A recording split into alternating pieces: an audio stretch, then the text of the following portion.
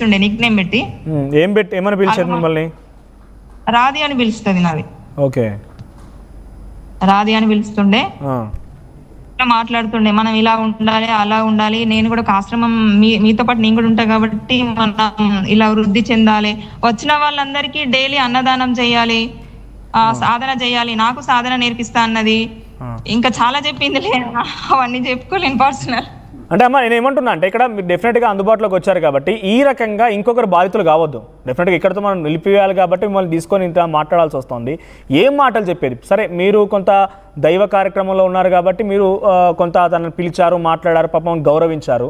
కానీ వర్షిని అటువంటి ఒక అమ్మాయిని తీసుకొని వెళ్ళిపోవడం, తర్వాత ఇంకొకరు అట్లాంటి చాలామంది ఉన్నారట. ఇంకా నాకు కూడా తెలియదు, ఇప్పుడిప్పుడు ఇన్వెస్టిగేషన్లో బయటపడుతున్నాయి, పోలీస్ ఇన్వెస్టిగేషన్ కూడా సాగే అవకాశం ఉంది. ఇటువంటి వాళ్ళు ఇంకొకసారి బయటికి రాకూడదు, బాధితులు కాకూడదంటే మీరు నోరు ఇప్పాల్సింది తప్పదిక.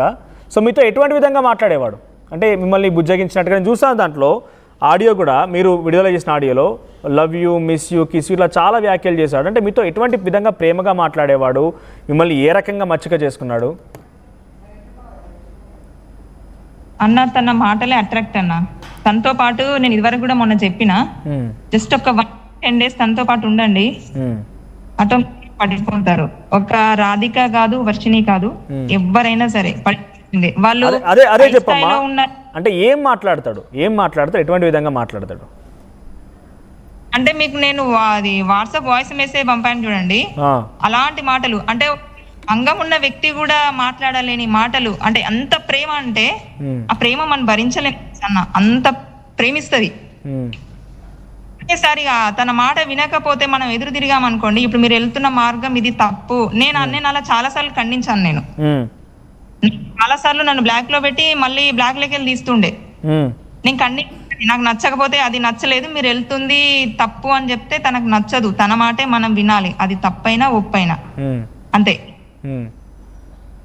నాకు తెలిసి ఈ రోజున ఒక విధంగా చెప్పాలంటే ఆ వర్షిని ప్లేస్ లో నేను ఉండాల్సిందాన్ని, కానీ నేను వర్షిని లాగా నేను చేయలేదు. నన్ను అడిగింది నాతో పాటు వస్తావా, నేను తీసుకెళ్తానంటే నేను ఒకటే చెప్పేదాన్ని, నాకు ఫ్యామిలీ ఉంది, అమ్మ వాళ్ళని నేను వదిలేసి నేను రాలేదు. అమ్మ ఇక్కడ రాధిక గారు నేను ఏమంటున్నా అంటే అక్కడ మాట్లాడింది మీతో ఒక అబ్బాయి కాదు, అలా అని చెప్పి ఒక హీరో, 6 అడుగుల అందగాడు, అంతకంటే కాదు, దైవ కార్యక్రమంలో ఉన్నాడు, అఘోరిగా మారిపోయాడు, మీరే అంటున్నారు అంగం కూడా లేదని చెప్పి.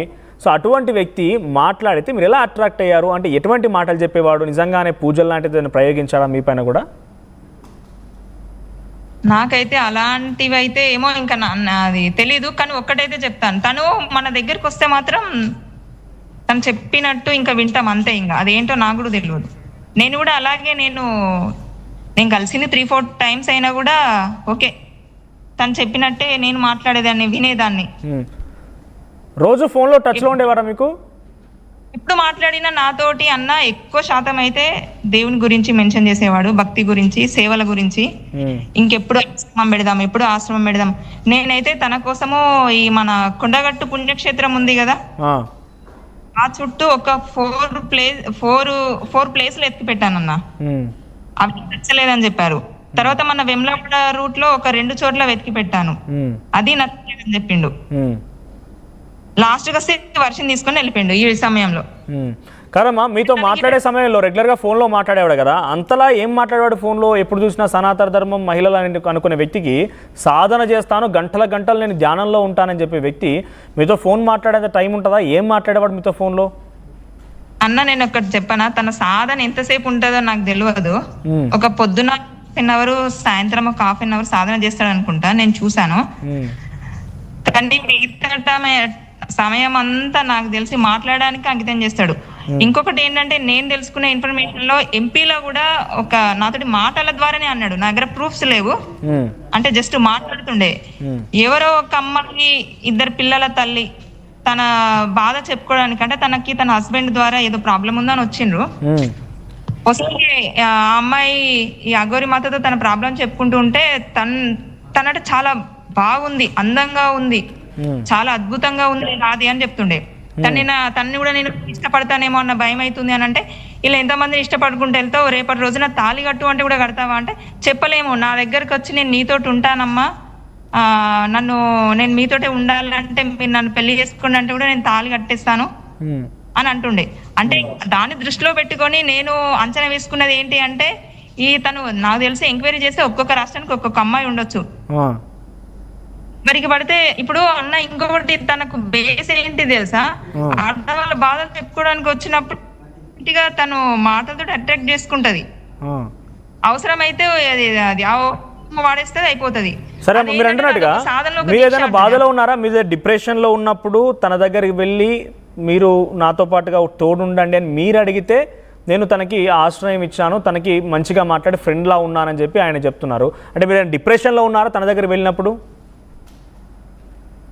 లేదన్నా, నేనే డిప్రెషన్ లో లేదు. నేను అదే చెప్పాను మీకు, ఫస్ట్ అదే చెప్పాను. నా పర్సనల్ నేను డిప్రెషన్ అంటే నా పర్సనల్ లైఫ్ తోటి నేను అట్లా అయితేనే కదా నేను తన దగ్గరికి వెళ్తా. ఓకే, అవునా?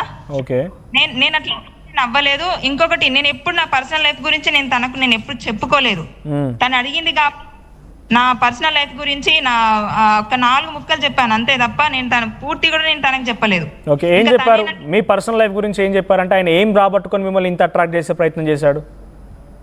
అన్న పర్సనల్ లైఫ్ అంటే ప్రతి ఒక్కరికి ఒక్కొక్క రకంగా ఉంటది అన్న. నేను ఇప్పుడు లైవ్ లో ఏం చెప్తాను, ఇప్పుడు నా హస్బెండ్ తోటి నాకు హర్రస్ జరిగింది. నేను ఒక హౌస్ అది మీకు తెలియదు. నేను అవన్నీ నేను ఎక్స్ప్లెయిన్ నేను ఇందులో చెప్పలేను, నేను ఆయనకే చెప్పలేదు. నేను అది ఇప్పుడు ఎల్లూరు శ్రీనివాస్కే నేను చెప్పుకోలేదు అవన్నీ. ఇంకా తనే నన్ను నీకేం చెప్పండి. అంటే వాటిలో నుంచి మీ దగ్గర ఉన్నటువంటి ఆ థింగ్స్, బ్యాడ్ థింగ్స్ ఏవైతే ఉన్నాయో మీరు చెప్పుకోవడం వల్ల వాటిలో నుంచి ఆయన కొంత రాబట్టుకొని తన వైపు అట్రాక్ట్ చేసుకునే ప్రయత్నం చేసిండు అయితే. అంతే తనది. అదే అంటున్నా, అంటే ఆయన అట్రాక్ట్ చేసుకునే అంత బాధ మీ జీవితంలో నిజంగా ఉందా, ఏముందనేది తెలుసుకోవాలని ఉంది అన్న. నేను టీవీ ఛానల్స్ నేను చెప్పలేను. ఇంకోటి చెప్తా అన్న, ఇంకా మీరు ఇంత అడుగుతున్నారు కాబట్టి చెప్తున్నాను. నేను ఇంత రిస్క్ తీసుకొని నా లైఫ్ నేను ఇప్పుడు ఇందులో పనంగా పెట్టి నేను ముందుకు వచ్చినా అన్న. అసలు నాకు రావద్దు కూడా నాకు లేదు. ఎప్పుడైతే వర్క్ని పెళ్లి అని అనౌన్స్ చేసిందో సాటర్డే రోజు తను అనౌన్స్ చేసింది, నేను మండే రోజు దిగాను. మధ్యాహ్నం నేను చెప్పాను ఇలా పెళ్లి అది ఇది అని చెప్పేస్తాను. చెప్పిన తర్వాత సాయంత్రం వరకే అమ్మాయిని పెళ్లి చేసుకున్నాడు. అంటే ఇప్పుడు నాకు జరిగింది ఒక రాక్షస వివాహం. ఇప్పుడు పెళ్లిలలో కూడా 7 రకాలు ఉంటాయి అన్న నాకు తెలిసి. అందులో రాక్షస వివాహాలే ఇవి. ప్రతి ఒక్క ఆడపిల్లను అలా బాధలు చెప్పుకుంటే మెడలో ఒక పసుపు తాడు వేయడం అనేది రాక్షస వివాహం కిందకి వస్తుంది. ఇప్పుడు ఈ అమ్మాయిని చేసుకుంటే అది ఒక అసూయ వివాహం కిందకే వస్తుంది అంతే.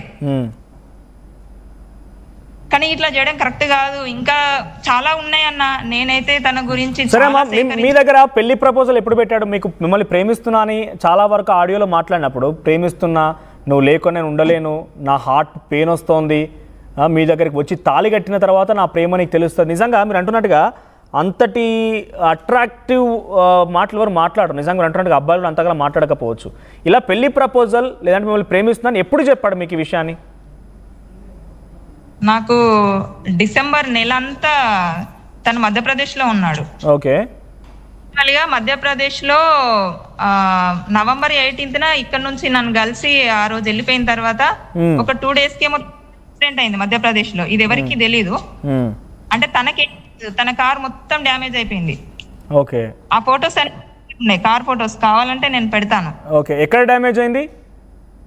అది ఎంపీలో అయిందని విన్నా నేను. ఎంపీలో, మధ్యప్రదేశ్ లోనే అయింది. ఓకే, అక్కడ నుంచి మీకు ఫోన్ చేశాడు.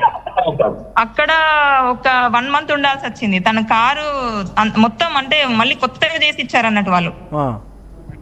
ముందే షోరూమ్ ఉంటది కదా, వాళ్ళని కావాలంటే కాంటాక్ట్ అవ్వండి. ఎంపీలో కూడా ఉంటది కదన్న బ్రాంచ్. ఓకే, డిసెంబర్ నెలలో అఘోరి మాత కారు రిపేర్ కి వచ్చిందా రాలేదో తెలుసుకోండి మీరు. ఓకే, ఆ 1 month తను ఒక పాపం భక్తులు ఒక రూమ్ ఇచ్చారు తనకి. అప్పుడప్పుడు మనకు ఉండే పూజలు చేస్తున్నట్టు ఒక రూమ్ లో, ఐడియా ఉందా? ఓకే, ఓకే, అవును, అది తనకి ఇచ్చిన రూమ్. సో ఇక 1 month అక్కడే ఉంది కాబట్టి నాతో ఫోన్ మాట్లాడుతుండేది. రోజు మాట్లాడేవాడు మీతో? కొత్తగా విగ్ కూడా అక్కడే మధ్యప్రదేశ్ లో ఆ టైంలోనే తను చేయించుకుంది. అది విగ్గా, ఒరిజినల్ కాదా? అది కాదు అన్న, తనకున్న చిన్న హెయిర్ కి ఏదో చేయించుకుంది. నాకు కూడా దాని పేరు తెలియదు.